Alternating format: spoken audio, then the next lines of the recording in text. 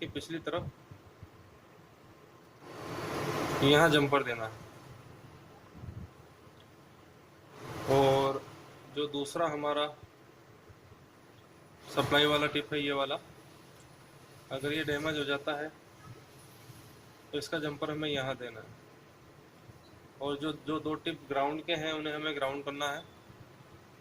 इस तरह से हमारा सैमसंग का J5 का माइक का सॉल्यूशन ओके हो जाएगा।